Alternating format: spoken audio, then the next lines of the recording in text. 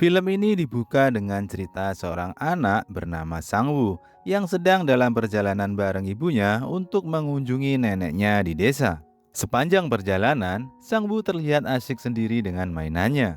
Dia juga kelihatan kurang nyaman karena kondisi bus yang ramai, agak kotor dan berisik. Setelah sampai, ibunya memperkenalkan Sangwoo ke sang nenek dan menjelaskan kalau Sangwoo adalah cucu laki-lakinya. Ibunya juga meminta maaf karena sudah lama tidak pernah berkunjung. Sampai-sampai neneknya tidak tahu kalau anaknya itu sudah berpisah dari suaminya sejak beberapa tahun lalu. Nenek Sangwu ini tidak bisa berbicara, akan tetapi ia bisa mendengar. Diceritakan juga kalau sebelumnya ibunya punya usaha, tapi mengalami masalah keuangan hingga harus tutup dan punya banyak tanggungan. Karena kondisi itulah, akhirnya ia memutuskan untuk menitipkan Sangwu kepada neneknya di desa. Setelah ibunya menjelaskan tujuan kedatangan mereka, Sangwu diminta untuk menyapa neneknya. Tapi respon Sangwu justru kurang baik. Dia terlihat enggan mendekat, bahkan saat neneknya ingin menyentuhnya, Sangwu langsung menghindar karena merasa neneknya terlihat kotor. Ibunya juga membawa beberapa oleh-oleh untuk sang nenek seperti pakaian dan makanan. Sementara itu, Sangwoo sendiri membawa banyak makanan favoritnya seperti camilan, minuman bersoda, dan makanan instan. Dia lebih memilih makanan bekalnya sendiri dan kurang tertarik dengan apa yang ada di rumah neneknya. Tidak lama kemudian, ibunya pamit untuk kembali pulang. Sebenarnya neneknya sempat meminta agar ia menginap sebentar, mungkin karena rindu, tapi ibunya tetap harus pergi. Sebelum berangkat, ia berpesan kepada Sangwoo agar selalu mendengarkan neneknya dan berusaha menjadi anak yang baik. Akhirnya, Sangwoo pun tinggal berdua dengan neneknya di desa. Di awal kebersamaan mereka, sikap Sangwoo masih sulit diatur. Dia tidak mau didekati, sering berbicara kurang sopan, dan meremehkan neneknya. Namun, sang nenek tetap bersikap sabar dan tidak membalas perlakuan cucunya. Walaupun sering diabaikan, neneknya tetap berusaha merawat Sangwoo dengan penuh perhatian. Bahkan, dalam situasi sehari-hari, neneknya tetap membantu dan mendampingi Sangwoo dengan sabar, tanpa menunjukkan rasa kesal sedikit pun. Keesokan harinya, sang nenek pergi mengambil air yang letaknya cukup jauh dari rumah. Di perjalanan, ia bertemu seorang anak laki-laki bernama Jolly yang memberikan sesuatu kepada nenek. Saat itu, Jolly melihat Sangwoo dan bertanya apakah dia cucu laki-lakinya. Nenek pun mengajak Jolly untuk berkenalan dengan Sangwoo. Tapi saat didekati dan diajak bermain, Sangwoo terlihat kurang tertarik. Bahkan ketika diajak main ke rumah, Sangwoo tetap menunjukkan ekspresi tidak suka. Mungkin karena belum terbiasa dengan lingkungan baru, dia jadi merasa tidak nyaman dan belum punya teman.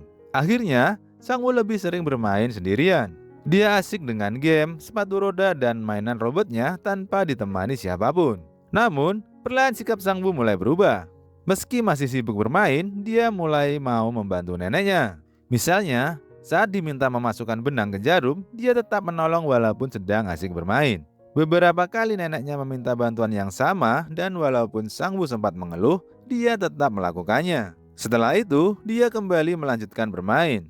Tapi tidak lama kemudian, permainannya tiba-tiba berhenti karena baterainya habis. Keesokan harinya, nenek kembali beraktivitas seperti biasa. Tiba-tiba, Sangwoo meminta uang untuk membeli baterai. Namun, neneknya memang tidak punya uang saat itu. Saat nenek sedang mencuci pakaian dan peralatan makan di pinggir sungai, Sangwoo terus mendesaknya untuk diberi uang. Dia bahkan bilang nanti ibunya akan mengganti uang tersebut. Padahal, neneknya bukan tidak mau membantu, tapi memang kondisinya sedang tidak memungkinkan. Karena kesal, Sangwoo jadi bersikap kurang baik. Ia sempat berbicara dengan nada tinggi dan mendorong neneknya hingga hampir terjatuh. Meski begitu, nenek tetap melanjutkan pekerjaannya dengan tenang. Sangwoo kemudian pulang ke rumah dan mencoba mencari uang sendiri dengan membongkar lemari neneknya, tapi tetap tidak menemukan apa-apa. Tak lama setelah itu, nenek pulang membawa cucian yang sudah bersih. Saat nenek tiba di rumah, Sangwoo justru meluapkan emosinya dengan menendang sebuah barang hingga jatuh dan pecah. Meskipun melihat hal itu, nenek tetap tidak marah dan memilih untuk diam. Suatu hari, saat neneknya sedang tidur, Sangwoo diam-diam mengambil tusuk konde milik neneknya. Ia berniat menukarnya dengan baterai di toko. Sang Wu pun berjalan cukup jauh untuk mencari toko yang menjual baterai. Tapi ternyata tidak semua toko punya barang yang ia cari. Ketika sampai di sebuah toko, Sang Bo mencoba memberikan tusuk konde itu sebagai alat tukar. Namun, penjaga toko menolak karena tidak bisa menerima barang tersebut sebagai pembayaran. Akhirnya, Sang Wo disuruh pergi dari sana. Setelah kejadian itu, Sang Wo pulang dan bertemu lagi dengan neneknya. Kali ini, dia terlihat lebih diam, seolah mulai merasa bersalah atas perbuatannya. Apalagi neneknya tetap bersikap biasa saja, bahkan tetap beraktivitas seperti biasa tanpa menunjukkan rasa marah. Ia tetap sabar menjalani keseharian, mulai dari mencuci, menjemur, hingga mengurus rumah. Sementara itu, karena tusuk konde tadi sudah tidak ada, neneknya menggunakan sendok sebagai pengganti. Meski begitu, ia tetap tidak mempermasalahkan hal tersebut. Suatu waktu, setelah nenek selesai menjemur pakaian dan Sang Wu sedang beristirahat, tiba-tiba hujan turun. Sang Wu terbangun dan melihat jemuran di luar. Awalnya, dia hanya berniat mengamankan pakaiannya sendiri. Tapi setelah berpikir sejenak, akhirnya dia juga ikut mengangkat pakaian milik neneknya. Setelah hujan reda, Sang Wu mencoba menjemur kembali pakaian-pakaian tersebut. Karena susunannya tidak sama seperti sebelumnya, dia berusaha merapikannya kembali agar terlihat seperti semula. Dari situ terlihat kalau perlahan Sang Wu mulai berubah. Meski masih terlihat cuek, sebenarnya dia sudah mulai peduli dan diam-diam membantu neneknya tanpa ingin ketahuan.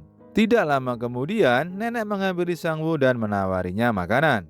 Saat ditanya ingin makan apa, Sang Wu malah menyebut makanan seperti pizza, burger, dan ayam cepat saji. Namun, neneknya hanya menangkap kata ayam. Sang Wu pun senang dan mengira neneknya benar-benar mengerti keinginannya. Sementara itu, nenek pergi ke pasar dengan membawa hasil panennya untuk ditukar dengan bahan makanan. Dalam perjalanan pulang, nenek harus menghadapi hujan deras. Meski begitu, ia tetap berusaha sampai rumah dan memasak untuk cucunya. Setelah masakan siap, Sang Wu justru kecewa karena ayam yang disajikan tidak seperti yang ia bayangkan, melainkan dimasak dengan cara sederhana. Karena kesal, Sang Wu bereaksi berlebihan. Ia menolak makan dan meluapkan emosinya. Namun, nenek tetap tenang dan membersihkan semuanya tanpa marah. Sepanjang hari itu, Sang Wu tidak makan apapun.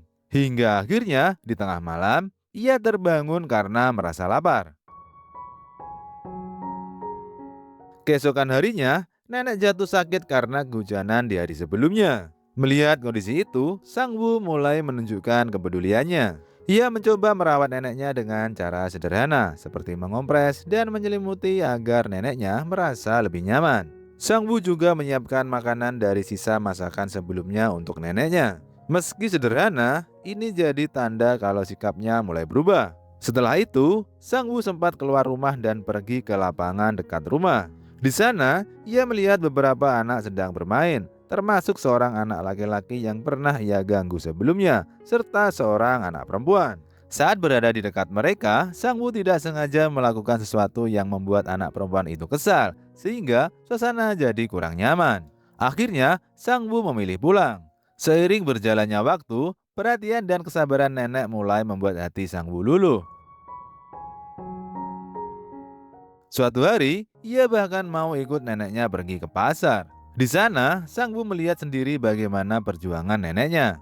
Mulai dari menunggu kendaraan yang lama, hingga berjualan dengan sederhana di pinggir jalan. Dari hasil jualannya, nenek tetap berusaha membahagiakan Sang Wu, seperti membelikannya sepatu baru dan mengajaknya makan. Yang menyentuh, nenek justru memilih hidup sederhana dan lebih banyak memperhatikan cucunya.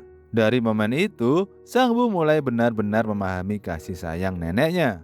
Setelah itu, mereka pergi ke terminal untuk naik bis. Saat hendak berangkat, nenek sempat terlihat bingung karena sudah naik bus lalu turun lagi, seolah sedang memastikan sesuatu. Sampai akhirnya, sopir bis memberitahu bahwa itu adalah bis yang benar. Nenek pun mengangguk dan menyuruh Sang Wu untuk naik.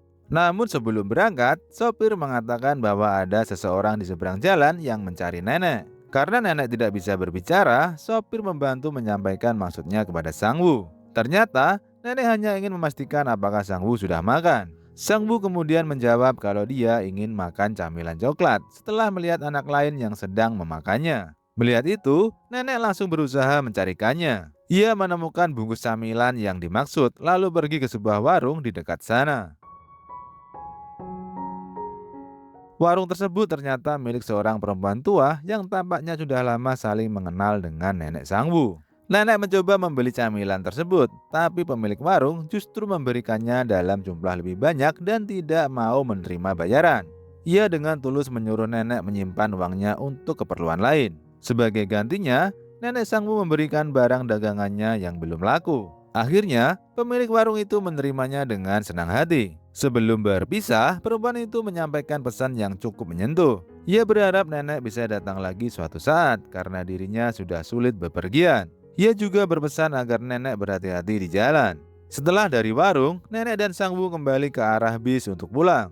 Tapi sebelum naik, Sang Wu justru menghentikan neneknya. Ia hanya mengambil satu kantong camilan yang tadi dibeli, lalu menyuruh neneknya naik bis lain saja. Ternyata, Sang Bu melakukan itu karena di dalam bis tersebut ada seorang anak perempuan yang ia sukai. Nenek hanya bisa melihat dari luar dan mengetuk kaca, tapi Sang Bu tidak terlalu memperhatikannya. Salah satu anak yang ada di situ mencoba menjelaskan maksud nenek, yaitu ingin menitipkan barang bawaannya karena cukup berat. Namun, Sang Bu tetap tidak mau membawanya. Akhirnya, bis pun berangkat tanpa nenek.